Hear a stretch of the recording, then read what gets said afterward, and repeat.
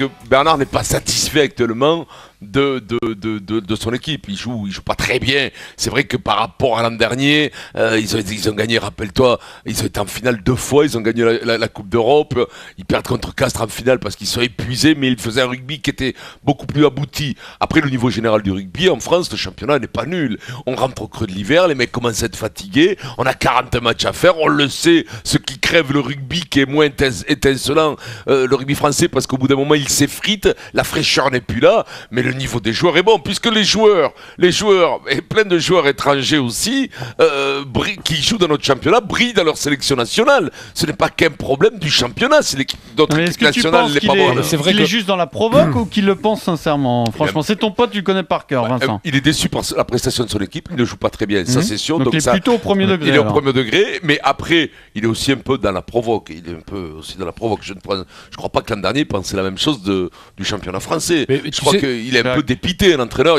ça l'énerve quand son équipe joue pas bien.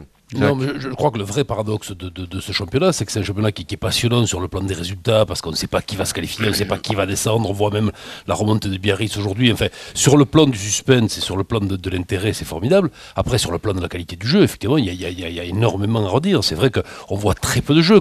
Quand on voit les performances des Blacks, alors certes, c'est sûrement le nec plus ultra, mais, ou même des Sudaf dans un rôle différent, on est très très loin du compte. Et c'est vrai que sur la qualité du jeu, c'est ce qu'on fait sur le contenu, quoi, hein. Je crois que là, Bernard a raison. Alors c'est sûrement très excessif, mais c'est vrai qu'on a un début de championnat qui, je le répète, passionnant sur le plan de l'intensité, passionnant sur le plan du suspense, parce qu'on ne sait pas qui va s'en sortir, les clubs ont du mal à gagner l'extérieur, mais c'est très pauvre sur le plan de la qualité du jeu. T'es d'accord, Thomas, ou pas?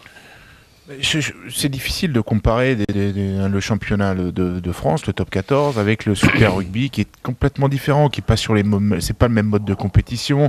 Ce qui est recherché en Super Rugby, c'est le spectacle, c'est de marquer des essais.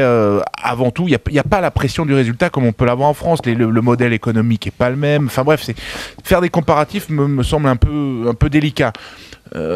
Après, ce qu'on constate aujourd'hui, et c'est une évidence, c'est qu'il y a une homogénéité qui s'est dégagée cette saison entre tous les clubs. On le voit aujourd'hui, tu as le 10e, il gagne 2 matchs, il peut être dans les 3 premiers. C'est vraiment très resserré. Jacques le soulignait à juste titre. Il faut insister là-dessus. Alors, les choses vont se décanter, mais je crois que Toulon n'est pas devenu nul du jour au lendemain. Simplement, et là Vincent a raison, les performances actuelles ne satisfont pas Bernard. Mais voilà, les Français seront encore présents sur les tableaux de la phase finale de la Coupe d'Europe.